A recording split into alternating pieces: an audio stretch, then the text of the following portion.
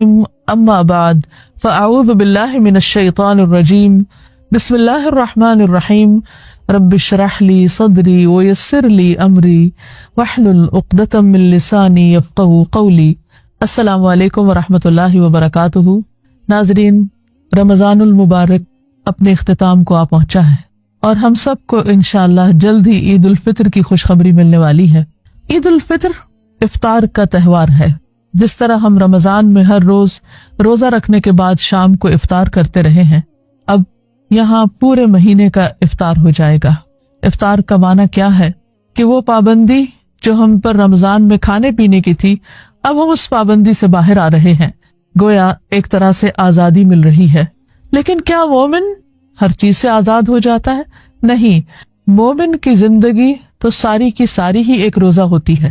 اس کی آزادی بس وہیں تک ہے جہاں اللہ رب العزت نے اس کو آزاد چھوڑا ہے، اور جہاں اللہ نے اس کو روکا وہ وہیں رک جاتا ہے۔ یہی نام ہے مسلمان ہونے کا، اور یہی ہے دراصل اسلام، کہ انسان اللہ کے حکم پر خود کو جھکا لے۔ ایک حدیث میں آتا ہے للصائم فرحتان، روزہ دار کے لیے دو خوشیاں ہیں، یفرحہما، جن پر وہ خوش ہوتا ہے، اذا افطر فرح، جب وہ افطار کرتا ہے تو خوش ہوتا ہے، یعنی ہر روز روزہ کھولنے کے وقت میں اس کو ایک خاص خوشی نصیب ہوتی، اور اسی طرح رمضان کے اینڈ پر جب روزوں کا اختتام ہوتا ہے اور عید کا دن اس کو نصیب ہوتا ہے اور اس دن وہ روزہ نہیں رکھتا بلکہ افطار کرتا ہے، تو یہاں بھی وہ خوش ہوتا ہے اور وہ اس خوشی کو مناتا ہے، اس خوشی کو محسوس کرتا ہے۔ ایسا نہیں کہ وہ خوشی کے موقع پر غم کا اظہار کرے یا خوشی کے موقع پر خوش نہ ہو۔ یا مومن کی یہ صفت بتائی گئی ہے کہ وہ اذا افطر فرح، افطار پر خوش ہوتا ہے، اور عید پر بھی مومن خوش ہوتا ہے۔ وَإِذَا لَقِيَ رَبَّهُ فَرِحَ بِصَوْمِهِ، اور جب وہ اپنے رب سے ملاقات کرے گا تو اپنے روزے پر خوش ہوگا، یعنی دنیا میں روزہ کھولنے پر اور رب سے ملاقات کے وقت روزہ رکھنے پر۔ اور وہ ملاقات کب ہوگی؟ جب زندگی کا اختتام ہوگا، اور مومن کے لیے وہ وقت بھی خوشی کا وقت ہو جاتا ہے جب فرشتے آ کے اس کو خوشخبری دیتے ہیں کہ اس کا رب اس سے راضی ہے، تو مومن کے اندر اپنے رب سے ملاقات کا اور زیادہ شوق پیدا ہو جاتا ہے۔ تو اللہ تعالیٰ ہمیں یہ دونوں خوشیاں نصیب کرے۔ سوال یہ پیدا ہوتا ہے کہ خوشی کا اظہار کیسے کریں؟ دیکھیے کہ عام روزمرہ زندگی میں جب ہم خوش ہوتے ہیں تو ہم اکیلے بیٹھ کے خوش نہیں ہوتے، ہم اپنی خوشی کو دوسروں کے ساتھ شیئر کرتے ہیں، اپنے پسندیدہ لوگوں سے ملتے ہیں، ان کی کمپنی میں خوش ہوتے ہیں، اپنے پیاروں کو یاد رکھتے ہیں۔ ہم نے رمضان میں اللہ سے محبت کرنا سیکھی، کیا اس موقع پر ہم اپنے رب کو یاد نہ کریں گے؟ کیا اس کے بغیر ہی ہماری کوئی خوشی ہو سکتی ہے؟ ہرگز نہیں۔ اسی لیے رمضان کے مہینے کی جہاں بات کی گئی وہاں اس کے اختتام پر اللہ تعالیٰ فرماتے ہیں وَلِتُكَبِّرُوا اللَّهَ عَلَى مَا هَدَاكُمْ، تاکہ تم اللہ کی بڑائی بیان کرو اس ہدایت پر جو اس نے تمہیں عطا کی۔ رمضان ایک ہدایت کا موقع تھا۔ اختتام پر ہمیں اللہ کی بڑائی بیان کرنی ہے۔ اللہ اکبر، اللہ اکبر، لا الہ الا اللہ واللہ اکبر، اللہ اکبر وللہ الحمد، تکبیرات پڑھنی ہے۔ چاند رات سے ہی تکبیرات کا آغاز ہو جاتا ہے، اور صبح نماز پڑھنے تک مومن اپنی خوشی کا آغاز، خوشی کے دن کی ابتدا اللہ سبحانہ وتعالیٰ کے حضور سجدہ کرنے کے ساتھ کرتا ہے، گویا عید کی نماز ادا کرنا وہ اپنے لیے لازم سمجھتا ہے۔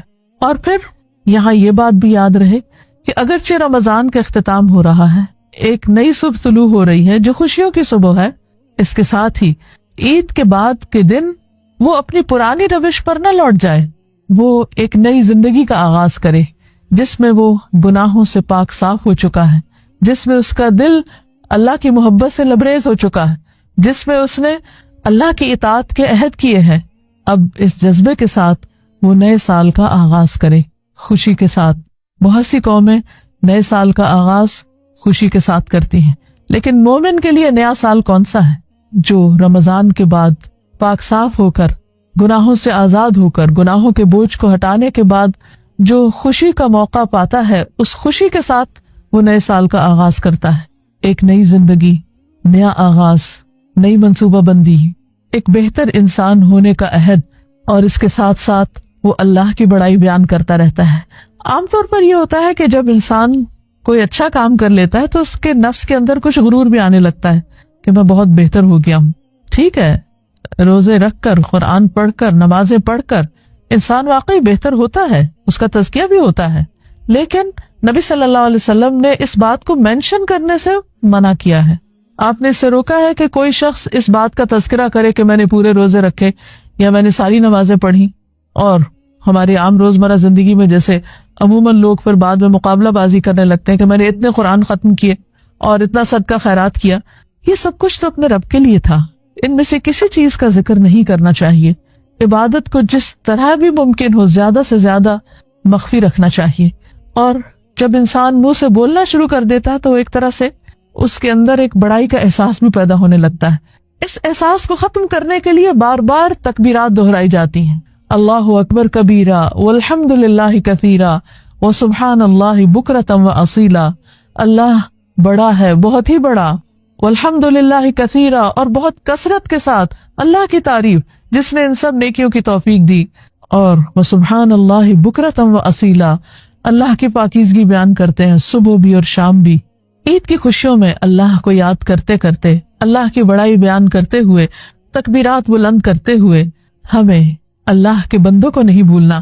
نماز عید پر جانے سے پہلے ہمیں صدقہ فطر بھی ادا کرنا ہے. صدقہ فطر کیا ہے؟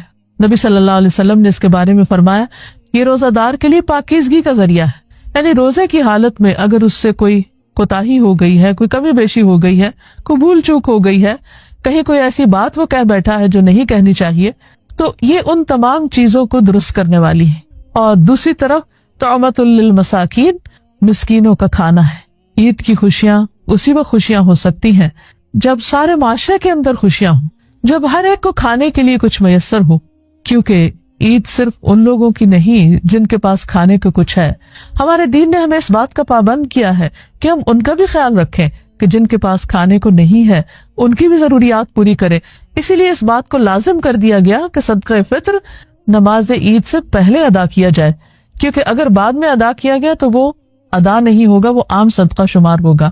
پھر اسی طرح عید کے دن صاف ستھرا لباس پہننا، غسل کرنا، خوشبو لگانا، اچھے کپڑے پہننا، اللہ تعالیٰ کی نعمتوں کا اعتراف کرنا اور ان کا اظہار کرنا، یہ بھی پسندیدہ چیز ہے، نبی صلی اللہ علیہ وسلم کی سنت سے بھی ثابت ہے. پھر اسی طرح عیدگاہ جانے سے پہلے میٹھا کھانا بھی مسنون ہے، اور اس میں خاص طور پر کھجوریں کھانا جو نبی صلی اللہ علیہ وسلم کا طریقہ تھا. ویسے کوئی بھی میٹھا آپ کھا سکتے ہیں. پھر عیدگاہ جاتے ہوئے راستے میں بھی تکبیرات پڑھنی چاہیے، اور اگر ہو سکے تو پیدل جانا چاہیے، یا یہ کہ گاڑی کہیں دور پارک کر کے انسان کچھ حصہ ضرور عیدگاہ کی طرف قدم اٹھاتے ہوئے چلے، کیونکہ یہ بھی ایک مسنون عمل ہے. پھر اسی طرح جب عید کی نماز پڑھے تو خطبہ غور سے سنے، اللہ کی بڑائی بیان کرے اور پورے خشوع و خضوع کے ساتھ نماز عید ادا کرے، اور اس کے بعد لوگوں سے میل ملاقات کا سلسلہ جاری رہے. گھر واپس آنا چاہے تو راستہ بدل کر آئے، یہ بھی ایک مسنون طریقہ ہے. پھر مومن کی خوشی اکیلے نہیں ہوتی، مومن اوروں کا بھی خیال رکھتا ہے. عموماً یہ بات تو دیکھی گئی ہے کہ لوگ اپنے رشتہ داروں سے میل ملاقات کرتے ہیں، کسی کو وزٹ کرنے کے لیے جاتے ہیں، کوئی وزٹر ان کے پاس آتا ہے، کچھ ٹیلی فون پر اور ای میلز اور ٹیکسٹ کے ذریعے عید کے پیغامات ایک دوسرے سے ایکسچینج کیے جا رہے ہوتے ہیں. لیکن ایسے میں محروم طبقات کو بھی قطعاً نہ بھولیے. سوچئے ان بیماروں کے بارے میں جو ہسپتالوں میں پڑے ہوئے ہیں اور آج عید کی خوشیوں میں شریک نہیں ہو سکتے. ہو سکے تو ان کو وزٹ کیجیے. اسی طرح کچھ لوگ قید کی حالت میں ہو سکتے ہیں، جیلوں میں ہو سکتے ہیں، ان کے بارے میں بھی سوچئے. دیگر تکلیف میں مبتلا لوگوں کے بارے میں بھی سوچئے، کیونکہ مومن ہر حال میں اپنے رب کی اطاعت کرتا ہے اور اس کی مخلوق پر مہربان ہوتا ہے. کیونکہ مومن کی خوشی صرف جسمانی خوشی نہیں ہوتی، وہ صرف کھانا پینا اور کھیل کود میں ہی حصہ نہیں لیتا، بلکہ اس کی خوشی روحانی خوشی ہوتی ہے. اسی لیے وہ ذکر اور نماز کے ساتھ دن کا آغاز کرتا ہے، پھر ظہر کی نماز کی ادائیگی کو بھی بھولتا نہیں، اور پھر نمازوں کے وقفوں کے بیچ میں انسانوں کے حقوق کو بھی فراموش نہیں کرتا. وہ صرف اپنے لیے خوشیاں سمیٹنے والا نہیں ہوتا، بلکہ وہ خوشیوں کو بانٹنے والا ہوتا ہے. وہ اس سے بھی ملتا ہے جو اس سے نہیں ملتا، جو اس سے قطع تعلق ہی کرتا ہے وہ خود آگے بڑھ کر اس کو سلام کرتا ہے، اور یوں ہر طرف سلام سلام اور رحمتوں کے پیغام اور خوشیوں کے پیغام پوری فضا کو خوبصورت بنا دیتے ہیں، روشن کر دیتے ہیں، اور انسان اپنے غموں کو بھول جاتا ہے.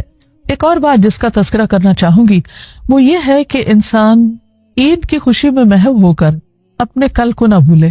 اسے کل کیا کرنا ہے، آئندہ مہینے میں کیا کرنا ہے، آئندہ سال میں کیا کرنا ہے، اس کے لیے بھی تیاری شروع کر دے ڈے 1 سے ہی. کیونکہ انسان کا نفس ایسا ہے کہ اگر تھوڑی سی بھی ڈھیل دے دی جائے اس کو تو وہ بہت دور چلا جاتا ہے، پھر اس کو پکڑنا اور اس کو کنٹرول کرنا بہت مشکل ہو جاتا ہے. اسی لیے اب دیکھتے ہیں کہ رمضان کے روزے اگرچہ فرض روزے اختتام کو پہنچتے ہیں، لیکن نبی صلی اللہ علیہ وسلم کی سنت سے شوال کے مہینے میں 6 روزے رکھنا بھی ثابت ہے، جن کو 6 شوال کہا جاتا ہے. ان کے بارے میں حدیث میں آتا ہے رسول اللہ صلی اللہ علیہ وسلم نے فرمایا جو شخص رمضان کے روزے رکھ کر شوال کے مہینے میں 6 روزے رکھے اسے عمر بھر کے روزوں کا ثواب ملتا ہے. ایک اور جگہ پر نبی صلی اللہ علیہ وسلم نے فرمایا رمضان کے روزے 10 مہینے اور شوال کے 6 روزے 2 مہینوں کے برابر ہیں. اس طرح یہ 1 سال کے روزے ہوں گے. رمضان کا ہر روزہ مثلا 30 روزے، 1 روزہ 10 روزوں کے برابر، اور پھر رمضان کے بعد جو 6 روزے ہیں ان میں سے ہر روزہ 10 کے برابر، تو 360 ہو جاتے ہیں. اور اس طرح گویا ایک شخص پورے سال روزے سے ہے. رمضان کا مہینہ اگر 29 کا بھی ہو تو حدیث کے مطابق اس کا اجر کم نہیں ہوتا، بندہ مومن کو 30 کا ہی ثواب مل جاتا ہے. بہرحال ابھی سے پلاننگ کر لیجئے شوال کے روزوں کی، کیونکہ اللہ تعالیٰ کی رحمت کے خزانے عام ہیں، بہت وسیع ہیں، ہمارے تصور سے بہت بڑھ کر.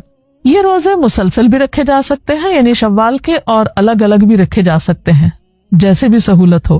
اور اگر رمضان میں بیماری کی وجہ سے، سفر کی وجہ سے یا کسی اور شرعی عذر کی وجہ سے روزے چھٹ گئے ہوں تو ان کی قضا بھی جلد رکھ لینی چاہیے، کیونکہ زندگی کا کچھ پتہ نہیں.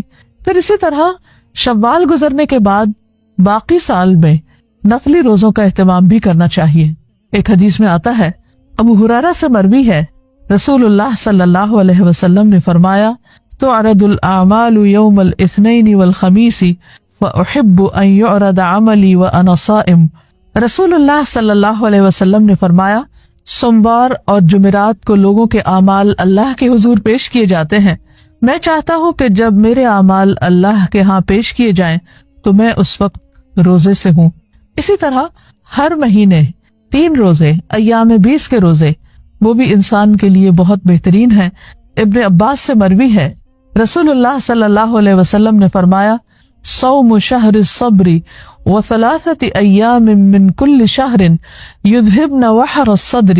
صبر کے مہینے یعنی رمضان کے اور ہر مہینے کے 3 روزے رکھنا سینے کے کینے کو دور کر دیتا ہے، یعنی انسان کے لیے امن اور اطمینان کا باعث ہے، انسان کے دل کی گھٹن اور ڈپریشن کو ختم کرتا ہے. ناظرین، اس کے ساتھ ہی ہمارا شہر رمضان کا سلسلہ اپنے اختتام کو پہنچا.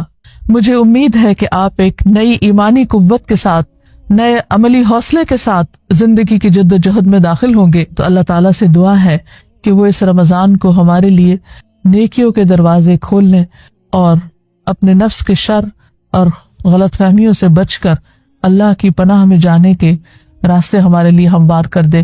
تو آپ بھی اگر عبادت کا معنی نہیں جانتے، اس کی حقیقت نہیں جانتے، تو آپ نے بھی اپنے آپ کو ضائع کیا، اپنی یہ عمر برباد کی. آپ کی ساری کوششیں، چاہے آپ آسمان سے تارے توڑ لائیں، بڑی بڑی ایجادات کر ڈالیں، بڑے بڑے انکشافات کر لیں، لیکن آپ کی ساری کوششیں کیا ہوئی، کیا رہی؟ ہاں، واقعی رائے گاہ گئی. مثال کے طور پر یہ پینسل کس کام کے لیے ہے؟ لکھنے کے لیے. اگر آپ اسے جھاڑو دینے لگیں تو اس کا صحیح استعمال ہے، لیکن آپ کا نہیں ہو سکتا ہے کیونکہ تنکے کی طرح آگے سے تو یہ کام بھی لے لیتے ہیں اس سے. جھاڑو تو دلے نہیں گی اور یہ بھی ٹوٹ جائے گی. مثلاً آپ کو دیوار میں کیل ٹھونکنا ہے، آپ اٹھائیں اس گھڑی کو اور ٹھونکنے لگے، کیا ہوگا؟ یہ گھڑی اس کام کے لیے، اس سے یہ کام لینا کیا ہے؟ پھر بعض اوقات ہم اس طرح کام لیتے ہیں چیزوں سے، جو چیز جس کام کے لیے نہیں ہوتی اس سے وہ کام لے رہے ہوتے ہیں، ایسا کرتے ہیں. لیکن عام طور پر ہم کیا کرتے ہیں؟ پھر اس چیز کا نقصان کر دیتے ہیں. ہم بھی پیدا کیے گئے عبادت کے لیے، لیکن ہم معلوم نہیں کیا کر رہے ہیں. اپنے آپ سے پوچھئے، سوال لکھیے، کیا آپ اپنے وجود یا اپنی پیدائش یا اپنی تخلیق کا مقصد پورا کر رہے ہیں؟ مطمئن ہیں؟ اچھا یہ بتائیے کہ پیغمبروں کو اللہ نے کس لیے بھیجا تھا؟ سمپل الفاظ میں انسانوں کو ان کی زندگی کا مقصد بتانے کے لیے. پیغمبروں نے آ کے کیا کہا تھا؟ ہر پیغمبر نے آ کے ایک ہی سبق دیا، اور وہ کیا ہے؟ جی ہاں، اللہ کی عبادت کرو. پیغمبروں کے آنے کا یہ مقصد تھا نا. اللہ نے بندوں کو اپنی عبادت کے لیے پیدا کیا. پیغمبروں نے آ کر بندوں کو یہ سبق یاد کرایا، اسی کا احساس دلایا. اچھا یہ بتائیے کہ نبی صلی اللہ علیہ وسلم نے مکہ سے ہجرت کیوں کی تھی؟ ہجرت کا کیا معنی ہوتا ہے؟ گھر بار چھوڑ دینا. آپ نے اپنا گھر بار کیوں چھوڑا تھا؟ چلیے آپ تو اللہ کا پیغام پہنچانے کے لیے تھے، تو وہ جو باقی سارے گھر چھوڑ گئے تھے وہ کس لیے چھوڑے تھے؟ باقی سب نے گھر کیوں چھوڑا تھا؟ حضرت ابو بکر نے کیوں چھوڑا تھا؟ تقریباً 200 لوگ تھے جنہوں نے گھر چھوڑا تھا، مکہ چھوڑ دیا تھا. کیوں چھوڑا تھا؟ جی ہاں، تاکہ اللہ کی عبادت کر سکیں. تو اس سے یہ پتا چلتا ہے کہ اگر عبادت کے راستے میں کوئی چیز رکاوٹ بن رہی ہو تو کیا کرنا چاہیے؟ کیونکہ رکاوٹ آ گئی، اب کیا کریں، عبادت نہیں ہو سکتی. تو جس کام کے لیے گھر بار چھوڑنے کا حکم ہے وہ کام پھر کتنا اہم ہوگا یا نہیں؟ یہ جو آپ یہاں تشریف لاتے ہیں گھر بار چھوڑ کر، یہ کس مقصد کے لیے لاتے ہیں؟ تاکہ ہم سیکھ سکیں کہ ہم کس مقصد کے لیے دنیا میں آئے ہیں، عبادت کے طریقے کیا ہیں، عبادت کیسے کی جاتی ہے. یہ بھی اسی مشن کا ایک حصہ ہے. یہ بھی آپ کی ایکٹیویٹی دراصل کیا ہے؟ اسی مقصد کو پورا کرنے کے لیے ہے. کیا جانے بغیر کہ عبادت کیا ہے اور کیسے کی جاتی ہے عبادت کی جا سکتی ہے؟ یہ کیا محض ایک لپ سروس ہے کہ ہم نے زبان سے کہہ دیا یا رب میں تیری عبادت کرتی ہوں اور مجھے بہت پسند ہے عبادت کرنا، اور عبادت کرنا ایک بڑا افضل کام ہے اور بہت فضیلت کی چیز ہے اور بڑے ثواب کا کام ہے. اس طرح کے جملے بولنے سے عبادت ہو جاتی؟ عبادت محض بولنے کی چیز ہے یا پھر کرنے کی چیز بھی ہے؟ صرف کرنے کی ہے یا کچھ سمجھنے کی بھی ہے؟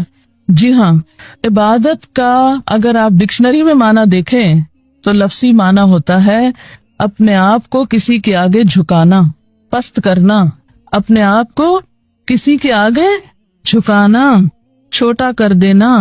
لسان العرب ایک ڈکشنری ہے، عربی زبان کی بہت بڑی ڈکشنری.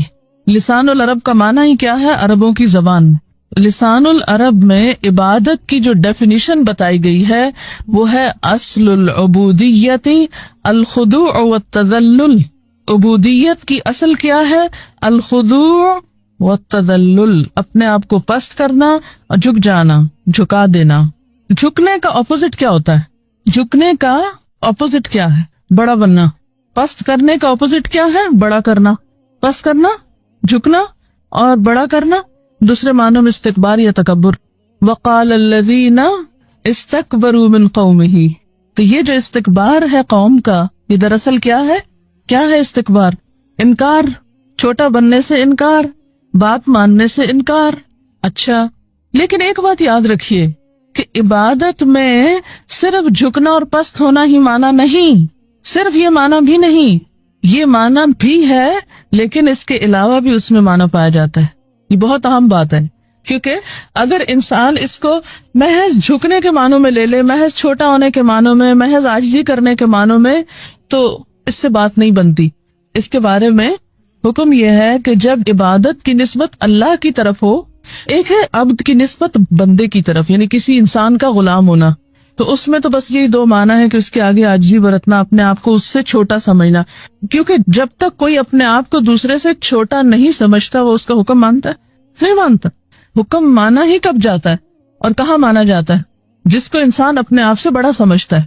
مثلا کسی بھی ادارے میں ایک پی این ہے فار ایگزامپل، اور ایک اس کا ہیڈ ہے. اب پی این ہیڈ کی بات مانے گا یا ہیڈ پی این کا حکم مانے گا؟ پی این مانے گا ہیڈ کی بات، نہ کہ ہیڈ مانے گا پی این کا حکم. کیوں؟ وائی؟ یہ ایک عام اصول ہے. یہ ٹھیک ہے یا نہیں ہے یہ الگ بات ہے، ایک عام رواج ہے زندگی. کس لیے؟ عام حالات میں بھی بچوں کو کیا کہا جاتا ہے کہ وہ کیا کریں؟ اپنے بڑوں کا کہا مانو. عام محاورہ ہے نا بڑوں کا کہا ماننے کا. ٹھیک ہے، تو جو اپنے آپ کو خود ہی بڑا سمجھے وہ کبھی دوسرے کی بات نہیں مانتے ہوتے. انکار اور نافرمانی میں اصل چیز تکبر ہی ہے اس کا سبب. تو بہرحال بات میں یہ کر رہی تھی کہ جب عبد کی نسبت کسی بندے کی طرف ہوتی ہے تو اس میں خضوع اور تذلل ہے، لیکن جب عبد کی نسبت اللہ تعالیٰ کی طرف ہو، یعنی عبادت اللہ کی، تو اس میں محبت کا مفہوم بھی شامل ہو جاتا ہے. شریعت میں عبادت کا معنی ایسی کیفیت جس میں انتہائی محبت کے ساتھ انتہائی خضوع اور خوف ہو. ابن کثیر نے یہ تعریف لکھی ہے. ابن کثیر کون ہے؟ مفسر قرآن ہے. قرآن کی تفسیر لکھی ہے انہوں نے، ٹھیک ہے. تو ابن کثیر کیا کہتے ہیں کہ عبادت اس کیفیت کا نام ہے جس میں انتہائی محبت کے ساتھ انتہائی خوف اور خضوع یعنی عاجزی پائی جاتی. ایک طرف انتہائی محبت ہے اور دوسری طرف انتہائی خوف ہے اور انتہائی عاجزی. اب ذرا فیل کریں اس کو، یہ کیسے ہوگا؟ دو کنٹراڈکشن، دو متضاد چیزیں دل کے اندر، ایک طرف انتہائی محبت اور ایک طرف انتہائی خوف، اور ان دو چیزوں کی وجہ سے انتہائی عاجزی. محبت انسان کو کیا بناتی؟ متکبر. ذرا سوچئے، جو کسی سے محبت کرتا ہے اس کا غلام بن جاتا ہے کہ نہیں؟ اس کی ہر بات ماننے لگتا ہے، ٹھیک ہے نا. اور جو کسی سے ڈرتا ہے وہ بھی کیا کرتا ہے؟ اس کی ہر بات ماننے لگتا ہے. تو اس سے پھر معنی اطاعت کا نکل آیا. عام طور پر جو معنی کیا جاتا ہے نا کہ عبادت کا معنی اطاعت ہے، تو یہ اسی معنی میں کی جاتی ہے. یہ اس کا ڈرائیوڈ میننگ ہے، ڈائریکٹ میننگ نہیں ہے جس کو کہتے ہیں نا اس سے مراد یہ ہے. کیا سمجھ میں آیا؟ ابھی یہ جو میں بات کر رہی تھی نا کہ انتہائی محبت کے ساتھ انتہائی خوف، دو متضاد کیفیات، یہ بالکل بیلنس کر دیتی ہیں اس احساس کو.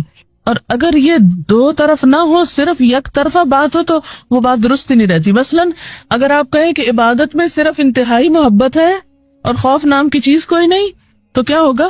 اعتدال ختم ہو جائے گا. اور اگر کہیں انتہائی خوف ہے اور محبت نام کی چیز نہیں، اور اگر ایک زیادہ اور دوسرا کم ہے، تو بھی بات نہیں بنے گی. دونوں کو اپنے آخری حصے تک جانا ہے. محبت بھی اپنی انتہا تک جائے گی اور خوف بھی اپنے انتہا تک جائے گا. وہ پھر عدل کا مقام آ جائے گا، وہاں اصل عاجزی پیدا ہو جائے گی.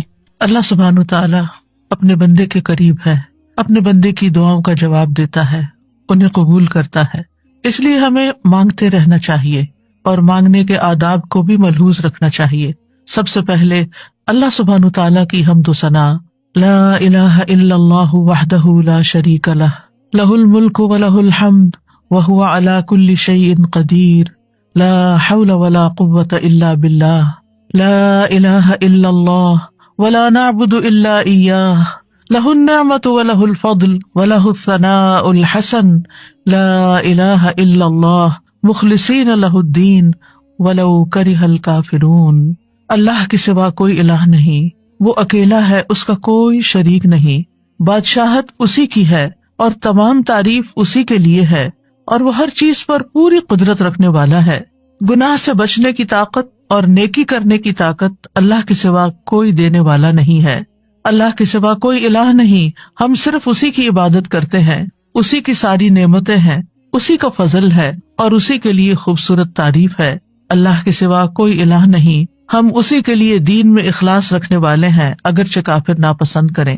یہ دعا ہم نماز کے بعد پڑھتے ہیں، اور اس میں آپ نے دیکھا کہ صرف اور صرف اللہ تعالیٰ کی حمد و ثنا ہے، اللہ تعالیٰ کی توحید کا بیان ہے، اللہ تعالیٰ کی صفات کا بیان ہے. جب بندہ اللہ سبحانہ تعالیٰ کی تعریف کرتا ہے، شرک سے برات اور اللہ تعالیٰ کی عبادت کا اقرار کرتا ہے، تو یہ دعا کی اعلیٰ ترین قسم ہے. یہ زبان حال سے انسان پکار رہا ہوتا ہے کہ یا رب میں تیرا محتاج ہوں اور میرے سارے مسائل کا حل صرف اور صرف تیرے ہی پاس ہے، کیونکہ تو ہر چیز پر پوری قدرت رکھنے والا ہے. اور پھر اللہ سبحانہ تعالیٰ کی تعریف ہر حال میں، چاہے ہمیں کوئی پریشانی ہو، دکھ ہو، تکلیف ہو، ہم اپنی تقدیر کے واقع ہونے سے گھبرائے ہوئے ہوں، پھر بھی اللہ سبحانہ تعالیٰ سے بدگمان نہیں ہونا، بدظن نہیں ہونا، دور نہیں ہونا، ناراض نہیں ہونا، بلکہ پلٹ پلٹ کر اسی کی طرف رجوع کرنا ہے اور اسی کی تعریف کرتے رہنا ہے. تو ہر قسم کی تعریف صرف اور صرف اللہ ہی کے لیے ہے. وہی ہے جو لاچار کی دعا قبول کرتا ہے جب وہ اسے پکارتا ہے، وہی ہے جو مظلوم کی مدد کرتا ہے جب وہ اسے بلند آواز سے پکارتا ہے، اور وہی ہر تکلیف کو ہم سے دور کرتا ہے اور ہر برائی کو ہم سے ہٹا دیتا ہے. ہمارا دل اسی کے ذکر سے زندہ ہوتا ہے، ہمارے معاملات اسی کے حکم سے وجود میں آتے ہیں، اور ہماری مشکلات اسی کی رحمت سے دور ہوتی ہیں. ہمیں اسی کی دی ہوئی حفاظت سے حفاظت ملتی ہے اور مشکلات اسی کے آسان کرنے سے آسان ہوتی ہیں. ہمیں اطاعت اور عبادت اور دعا کی توفیق بھی اسی کی رحمت سے ملتی ہے، وہی دیتا ہے. اس لیے پلٹ پلٹ کر ہمیں اسی کی طرف رجوع کرنا چاہیے، اسی کی طرف لوٹنا چاہیے. ہماری زندگی میں بہت سے واقعات ایسے ہوتے ہیں کہ جو ہمیں ناگوار ہوتے ہیں، لیکن وہ ہماری تقدیر کا حصہ ہوتے ہیں. ہمیں سمجھ نہیں آ رہا ہوتا کہ ہمارے ساتھ ایسا کیوں ہو رہا ہے، وہ کیا وجہ ہے کہ یہ حادثہ میری زندگی میں ہو گیا ہے، یہ مشکل میرے یہاں پیش آ گئی ہے، یہ اللہ کی دی ہوئی تقدیر میں سے ہے۔ ہمیں جو بھی تکلیف آتی ہے، چاہے انڈیویجولی، چاہے خاندان کی سطح پر، اور چاہے اجتماعی طور پر پوری دنیا میں، چاہے وہ ذاتی طور پر کوئی بیماری ہو یا وہ پھر پینڈیمک ہو، ہر تکلیف صرف اللہ کے اذن سے ہی آتی ہے اور وہ تقدیر کا حصہ ہوتی ہے۔ اللہ سبحانہ تعالیٰ کا ارشاد ہے، ان سے کہیے ہمیں اگر کوئی مصیبت آئے گی تو وہی آئے گی جو اللہ نے ہمارے مقدر کر رکھی ہے، وہی ہمارا سرپرست ہے، اور مومنوں کو اللہ ہی پر توکل کرنا چاہیے۔ یہ ہمارے عقیدہ تقدیر کا ایک حصہ ہے کہ کوئی بھی چیز ہماری زندگی میں نہیں ہوتی مگر یہ کہ وہ اللہ ہی کا فیصلہ ہوتا ہے، تقدیر ہی کا ایک حصہ ہوتا ہے۔ قُلْ لَن يُصِيبَنَا إِلَّا مَا كَتَبَ اللَّهُ لَنَا، کوئی مصیبت آ ہی نہیں سکتی مگر وہ جو اللہ نے پہلے سے لکھ رکھی ہے۔ کہاں؟ لوح محفوظ میں۔ یعنی جو مصیبت آتی ہے، اور پھر صرف مصیبت ہی تھوڑی آتی ہے، بہت سی خیر اور بھلائی بھی پہنچتی ہے۔ تو قُلْ لَن يُصِيبَنَا میں صرف مصائب نہیں ہے، اس میں نعمتیں بھی ہیں۔ جو نعمتیں اور راحتیں آتی ہیں ہماری زندگی میں، وہ سب تقدیر الہی کا حصہ ہیں۔ جب انسان کو یہ معلوم ہوتا ہے کہ اللہ کی طرف سے جو تقدیر میں لکھا ہے وہ ہر صورت میں پورا ہونا ہے، تو انسان کے لیے مصیبت برداشت کرنا آسان ہو جاتا ہے۔ یہ چیز اس کے حوصلے میں اضافہ کر دیتی ہے کہ اللہ سبحانہ تعالیٰ اپنے بندوں پر ظلم کرنے والا نہیں۔ ہوا مولانا، وہ تو ہمارا مولا ہے، ہمارا مالک ہے، ہمارا محافظ ہے، ہمارا مددگار ہے، اور پھر اس کے مولا ہونے کا تقاضا یہ ہے کہ وہ ہمارے دینی اور دنیاوی تمام معاملات میں ہماری سرپرستی کرے، اور ہمارے لیے اس کے بندے ہونے میں کیا لازم ہے کہ ہم اس کی قضاء و قدر پر راضی رہیں۔ جو فیصلے وہ ہمارے بارے میں کرے ہم اس پر اعتماد کریں کہ وہ ظلم کرنے والا نہیں ہے۔ اس نے جو بھی فیصلہ کیا، جو نعمت دی یا جو تکلیف اس کی طرف سے آئی، یہ سب اسی کا فیصلہ ہے، ہمارے اختیار میں یہ نہیں ہے، یہ اللہ سبحانہ تعالیٰ کی مرضی سے آئی ہے، اور ہمارا اس پر یقین ہے کہ وہ اپنے بندوں پر کوئی ظلم نہیں کرتا۔ اللہ سبحانہ تعالیٰ کے ہر فیصلے میں انسان کے لیے بھلائی ہے، یعنی وہ خیر کا فیصلہ ہو یا زندگی میں آپ کے کوئی تکلیف آ گئی ہو، اس میں خیر ہی خیر ہے۔ بندہ مومن کا تقیہ کلام کیا ہوتا ہے؟ اس میں بھی خیر ہوگی۔ کچھ بھی ہوتا ہے تو کیا کہتا ہے؟ اس میں بھی خیر ہوگی، الحمدللہ اس میں بھی خیر ہوگی، اس کا بھی نتیجہ اچھا ہی ہوگا، اس سے بھی مجھے فائدہ ہی پہنچے گا، کیونکہ اللہ تعالیٰ نے کیا خبر دی ہے؟ قُلْ لَن يُصِيبَنَا إِلَّا مَا كَتَبَ اللَّهُ لَنَا هُوَ مَوْلَانَا، وہ ہمارا سرپرست ہے، وہ ہمارے لیے جو بھی فیصلہ کرتا ہے اس میں مومنوں کے لیے بھلائی ہی بھلائی ہوتی ہے، اور چونکہ وہ ہمارا مولا ہے تو اس لیے ہمیں اس سے اچھی ہی امید ہے۔ اور ولا مولا لہم، جیسے نبی صلی اللہ علیہ وسلم نے احد کے موقع پر فرمایا تھا کہ اللہ مولانا ولا مولا لہم، اللہ ہمارا مولا ہے اور ان کا کوئی مولا نہیں، یعنی جو اس پر ایمان نہیں رکھتے اور جو اس کی تقدیر پر ایمان نہیں رکھتے، پھر ان کا کوئی مولا نہیں، ان کا کوئی سرپرست نہیں۔ اہل ایمان کو اللہ سبحانہ تعالیٰ اپنی پناہ میں لے لیتا ہے، اس لیے مومنوں کو کیا کرنا چاہیے؟ وَعَلَى اللَّهِ فَلْيَتَوَكَّلِ الْمُؤْمِنُونَ، مومنوں کو تو اللہ پر ہی توکل کرنا چاہیے، بھروسہ کرنا چاہیے۔ توکل کا معنی ہوتا ہے خیر کے حصول اور شر کے دور ہونے کے لیے اللہ تعالیٰ کو اپنا سہارا سمجھنا، اور جو اللہ تعالیٰ پر بھروسہ کرتا ہے وہ کبھی نامراد نہیں ہوتا، اور جو غیروں پر بھروسہ کرتا ہے تو وہ بے یار و مددگار رہتا ہے، کیونکہ وہ اس کی سرپرستی نہیں کر سکتے، اور اس طرح انسان اپنی امیدوں کے حصول میں بھی ناکام ہوتا ہے۔ تو توکل کیا ہوتا ہے؟ توکل یہ ہوتا ہے کہ انسان اپنی بے بسی کا اظہار کر دے کہ میرے بس میں کچھ نہیں، میرے پاس کچھ نہیں، اور ہر چیز کا مالک اللہ ہے، اور ہر کام اس کے اذن سے ہوتا ہے، وہی کرے گا، اور جو کرے گا وہ خیری کے فیصلے کرے گا۔ تو دنیا اور آخرت کے فوائد اور نقصانات، کیونکہ توکل کو سمجھنا بڑا ضروری، دنیا اور آخرت کے فوائد اور نقصانات کے معاملے میں دل کا اللہ کی ذات ہی پر اعتماد کرنا، دل کا اعتماد، اور یہ ایمان رکھنا کہ اللہ کے سوا کوئی عطا نہیں کر سکتا اور نہ کوئی روک سکتا ہے، نہ نقصان پہنچا سکتا ہے، نہ نفع دے سکتا ہے۔ اللہم لا مانع لما اعطیت ولا معطی لما منعت ولا ينفع ذا الجد منک الجد، یعنی کوئی بھی فائدہ ہے یا کوئی بھی نقصان ہے، اپنی زندگی میں آنے والے فوائد اور نقصانات دونوں کی طرف نظر کیجیے. اس معاملے میں کوئی بھی نقصان ہوا، کوئی بھی تکلیف آئی، کوئی بیماری آئی، کوئی مشکل آئی، کوئی بری خبر سنی، کوئی بھی چیز، یہ اللہ کا فیصلہ ہے. اور پھر دل کا اس بات پر اعتماد ہے، ایمان ہے، یقین ہے کہ اللہ اچھا ہی کرے گا. اگر بظاہر نظر آنے والی کسی تکلیف کے ذریعے انجام میرا وہ اچھا کرنا چاہتا ہے تو بھی میں اس کی رضا پہ راضی ہوں، اور اگر نفع پہنچا کر وہ مجھے کوئی فائدہ دینا چاہتا ہے تو بھی میں اسی کے شکر گزار ہوں. یعنی اپنا ہر معاملہ اللہ تعالیٰ کے سپرد کر دینا، اور اس بات کا یقین رکھنا کہ اگر اس نے میرے لیے خیر لکھی ہے تو کوئی روک ہی نہیں سکتا، اور اگر اس کی طرف سے میرے لیے کوئی آزمائش یا تکلیف راستے میں ہے تو پھر کوئی اور میری مدد کر ہی نہیں سکتا. تو جو شخص اللہ پر بھروسہ کرتا ہے اللہ تعالیٰ اس کے ارادوں کے لیے کافی ہو جاتا ہے. یعنی ہم زندگی میں مختلف کاموں کے لیے ارادے کرتے ہیں، نیت کرتے ہیں، ہم سوچتے ہیں کہ ہم کوئی سفر کریں گے، یا ہم کوئی کاروبار کریں گے، یا ہم کوئی ڈگری کریں گے. تو ان تمام ارادوں میں انسان کو طرح طرح کے خوف بھی لاحق ہوتے ہیں، خدشات ہوتے ہیں اس کے دل میں.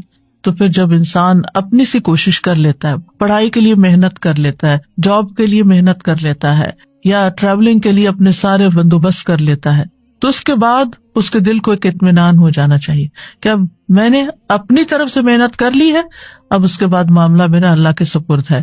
ہوگا یہ سب کچھ اسی وقت جب اللہ چاہے گا، اور جو وہ چاہے گا وہی میرے حق میں خیر کا فیصلہ ہوگا. تو جو اللہ پر بھروسہ کرتا ہے تو اللہ تعالیٰ اس کو شر سے بچا لیتا ہے اور مصیبتوں سے نجات دیتا ہے اور لوگوں کے شر سے بھی محفوظ رکھتا ہے. تو ہم سب جانتے ہیں کہ ہمارا اللہ سبحانہ تعالیٰ پر، اس کے رسول پر، اس کے فرشتوں پر، کتابوں پر ایمان کے علاوہ تقدیر پر بھی ایمان ہے کہ ہماری زندگی میں جو کچھ ہو رہا ہے یہ اللہ کے اذن سے ہو رہا ہے، یہ اللہ کے فیصلے ہیں جو ہم پر نافذ ہوئے ہیں. ہماری تخلیق کی ابتدا سے لے کر کے ہم لڑکی ہوں یا لڑکا ہوں، ہماری کیا شکل و صورت ہو، ہماری آنکھوں کا رنگ کیسا ہو، ہماری ہائٹ کتنی ہو، ہماری عمر کتنی ہو، ہمارا رزق کیا ہو، یہ سب اللہ سبحانہ تعالیٰ نے ڈیسائیڈ کیا ہے. اور وہ چیزیں ہمیں وقت کے ساتھ ساتھ پہنچ رہی ہیں، وہ چیزیں ہماری زندگی میں ہو رہی ہیں. اس پر ایمان رکھنا کہ ان چیزوں کا اصل مالک اللہ ہے، یہ ہمارے لیے بہت ضروری ہے. تقدیر کے لیے عربی میں 2 لفظ استعمال ہوتے ہیں، ایک ہے قضاء اور ایک ہے قدر. قضاء کا لفظی مطلب ہوتا ہے فیصلہ کرنا، جیسے قاضی ہوتا ہے، اور قدر کا مطلب ہوتا ہے اندازہ مقرر کرنا. تو قدر وہ تقدیر ہے جو اللہ سبحانہ تعالیٰ نے اپنی مخلوقات کے معاملے میں اپنے علم کے مطابق مقرر کر دی ہے، اور قضاء وہ فیصلہ ہے جو اللہ نے اپنی مخلوقات کے معاملے میں کیا ہے اور اس کو حقیقت واقع میں وجود بخشا ہے، یعنی اس کو وجود بھی دیا ہے. تو اس بنا پر قضاء اور قدر پر ایمان لانے کا مطلب کیا ہے کہ اللہ سبحانہ تعالیٰ کے ازلی علم، یعنی جو آئندہ قیامت تک ہونے والا سب اللہ کے علم ہے، اور اللہ سبحانہ تعالیٰ کی جاری ہونے والی مشیت، یعنی وہی ہوتا ہے جو اللہ چاہتا ہے، اور اس کی قدرت پر ایمان لانا. اس کی قدرت ہر چیز پر محیط ہے، ہر مخلوق پر محیط ہے. تھوڑے سے مشکل الفاظ ہیں، سمپل ورڈز میں یوں کہوں گی کہ جیسے تقدیر کیا ہے، اللہ سبحانہ تعالیٰ کا وہ علم ہے جو کسی بھی چیز کے وجود میں آنے سے پہلے ہی اللہ کو پتا تھا کہ کیا کیا ہونے والا ہے. اور اگر یہ اللہ کو نہ پتا ہوتا تو وہ پھر ہمارا رب کیسے ہوتا، یعنی اس کو علم ہی نہیں کہ آئندہ ہونے کیا والا ہے. تو یہی تو اللہ تعالیٰ کے قدرت کو اور اس کی قوت کو ظاہر کرتا ہے، اس کی طاقت کو ظاہر کرتا ہے کہ اس کے پاس ان سب چیزوں کا پہلے سے ہی علم ہے. اور پھر یہ کہ یہ صرف علم کی حد تک نہیں ہے، بلکہ اس کے علم کے مطابق اور اس کا علم جو لکھا ہوا ہے اس کے مطابق یہ فیصلے جاری بھی ہو رہے ہیں. ہوتا وہ ہے جو وہ چاہتا ہے، اس کی مشیت کے مطابق سب کچھ جاری ہوتا ہے. یاد رکھیے تقدیر پر ایمان لانا ارکان اسلام میں سے ہے. قرآن مجید میں آتا ہے انا کل شیء خلقناہ بقدر، یہ دلیل ہے اس کی، ہم نے ہر چیز کو ایک اندازے پر پیدا کیا ہے. سورۃ الاحزاب میں آتا وکان امر اللہ قدرا مقدورا، اور اللہ کا حکم ایک طے شدہ فیصلہ ہوتا ہے، اللہ کا حکم طے شدہ فیصلہ ہوتا ہے. سورۃ الفرقان میں آتا وخلق کل شیء فقدرہ تقدیرا، اللہ نے ہر چیز کو پیدا کیا پھر اس کا اندازہ مقرر کیا. لہٰذا ہم میں سے کون ہے جو ان آیات کو جھٹلا سکتا ہو یا وہ کہے کہ تقدیر وقدیر کچھ نہیں ہوتی. آج کل ایسے لوگ بھی دیکھنے کو ملیں گے کہ جو تقدیر پر ایمان نہیں رکھتے، وہ کہتے تقدیر کچھ نہیں ہوتی، ہوتا وہی ہے جو انسان خود کرتا ہے، آپ کی تقدیر آپ کے اپنے ہاتھ میں. ایسا نہیں ہے. اللہ سبحانہ تعالیٰ کیا فرما رہے وَخَلَقَ كُلَّ شَيْءٍ فَقَدَّرَهُ تَقْدِيرًا، اللہ نے ہر چیز پیدا کی پھر اس کی تقدیر مقرر کی. تقدیر قدر سے، قدر کا مطلب کیا تھا؟ اندازہ کرنا، یہ کتنی بڑی ہوگی، کتنی چھوٹی ہوگی، کیا اس کی ایج ہوگی، کیا کرے گی، کیا فائدہ دے گی، کیا نقصان دے گی، یہ سب اس کا مقرر کردہ ہے۔ تقدیر پر ایمان کے 4 ارکان ہوتے ہیں، یہ 4 مراتب ہوتے ہیں۔ پہلا مرتبہ اللہ کے علم پر ایمان لانا کہ اللہ تعالیٰ علم رکھتا ہے۔ دوسرا، اس بات پر ایمان لانا کہ قیامت تک جو کچھ ہونے والا ہے اس نے لوح محفوظ میں لکھ دیا ہے، یعنی اللہ کا علم یہ لکھا ہوا ہے۔ تیسرا، اللہ کی مشیت اور ارادے پر ایمان لانا جو اس کی قدرت کاملہ کے مطابق نافذ ہونے والا ہے، یعنی اللہ سبحانہ تعالیٰ کا ارادہ ہے اور اس کا ارادہ پورا ہوتا ہے۔ چوتھا، اللہ نے ہر مخلوق کو پیدا کیا ہے اور اس تخلیق میں اس کا کوئی شریک نہیں۔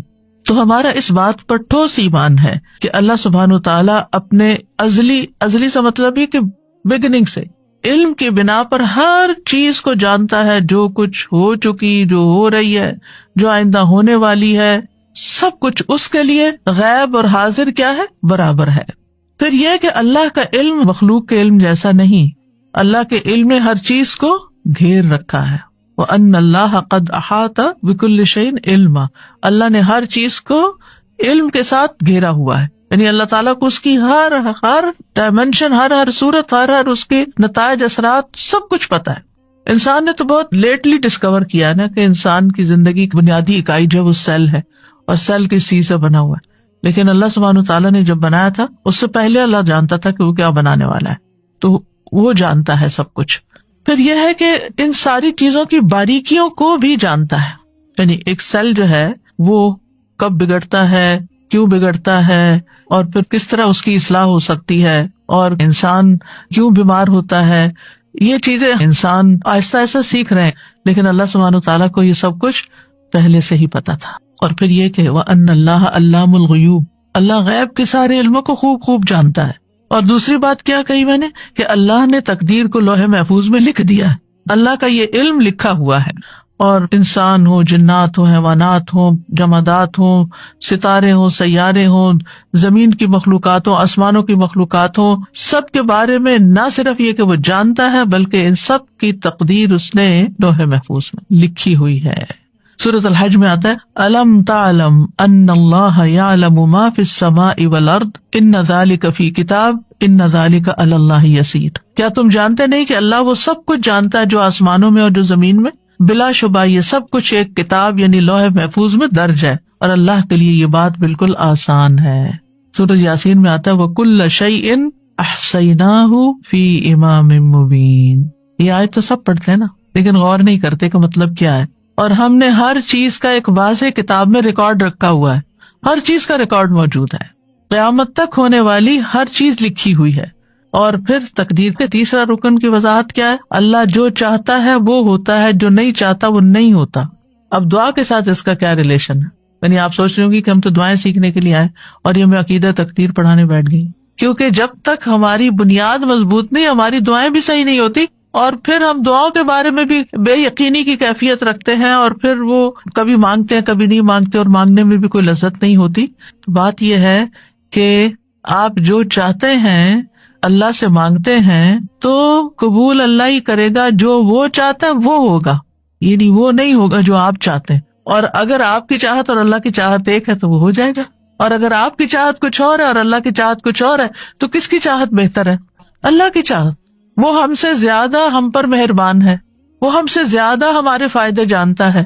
ہم صرف وقتی طور پر بہت شارٹ سائٹڈ ہے، تھوڑا سا اپنا فیوچر جانتے ہیں، وہ ہمارا لانگ ٹرم فیوچر جانتا ہے۔ اس کو پتا ہے کہ کون سی چیز اس وقت بندے کو دینی ہے اور کون سی چیز نہیں دینی، کون سی چیز آج اگر اس کو دے دی تو دنیا میں تو یہ خوش ہو جائے گا، لیکن اس کی آخرت برباد ہو جائے گی۔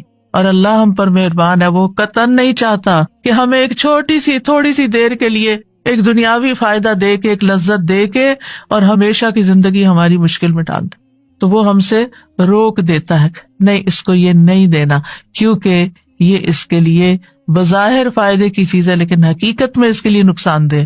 ہم اپنا نفع نقصان نہیں سمجھتے، اللہ سبحانہ تعالیٰ خوب جانتا ہے، وہ جانتا ہے کہ ہمیں کیا ملنا چاہیے کیا نہیں ملنا چاہیے، اس لیے ہم دعا کرتے رہتے ہیں اور آپ دیکھیے پہلے بھی میں نے اس بات کا ذکر کیا تھا کہ اگر وہ نہ بھی ملے جو ایک چیز ہم مانگ رہے ہیں اور جس کے لیے روز دعا کرتے ہیں صبح شام ہر وقت ہمارے دل میں غم لگا ہوا وہی مانگتے رہتے ہیں، اگر وہ چیز نہیں بھی ملتی تو کیا کچھ بھی نہیں ملتا؟ آپ مسلسل عبادت کی حالت میں ہیں، جب تک آپ دعا کی حالت میں، آپ عبادت کی حالت میں، آپ کو عبادت کا اجر مل رہا ہے۔ اگر یہ مشکل آپ کی زندگی میں نہ ہو تو کیا آپ دعا کریں؟ کیا اللہ کو یاد کریں؟ کیا آپ کا اتنا اجر اکٹھا ہو؟ کیا آپ اتنی دیر عبادت کی حالت میں رہیں؟ تو اس میں بھی اللہ تعالیٰ کی مصلحت ہے کہ وہ کچھ دعاؤں کی قبولیت کو مؤخر کر دیتا ہے کہ یہ بندہ اور زیادہ دعائیں کرے۔ بعض لوگوں کی مناجات، بعض لوگوں کا رونا اللہ کے آگے، بعض لوگوں کا فریادیں کرنا اللہ کے آگے اللہ تعالیٰ کو بہت پسند آتا ہے، اور وہ چاہتا ہے کہ یہ بندہ کچھ دیر اور اسی حال میں رہے، ایسی ہی دعائیں کرے۔ کیونکہ جب ہر چیز ملی بھی ہوتی ہے نا تو بس ایک روٹین کی نماز ہوتی ہے، روٹین کی دعائیں ہوتی ہیں جس میں کوئی دل نہیں لگا ہوتا ہمارا۔ لیکن جب کسی مشکل میں ہوتے ہیں تو پھر ہم گڑ گڑا کے مانگتے ہیں، پھر رو کے مانگتے ہیں، پھر چپ کے مانگتے ہیں، پھر تنہائی میں مانگتے ہیں، پھر سب کے بیچ میں اجتماعی دعا کرتے ہیں، پھر کسی سے ریکویسٹ کرتے ہیں کہ آپ ہمارے لیے دعا کریں۔ اور آپ دیکھیے بندہ مومن جب پریشانی کی حالت میں ہوتا ہے تو گناہ جھڑنا شروع ہو جاتے ہیں،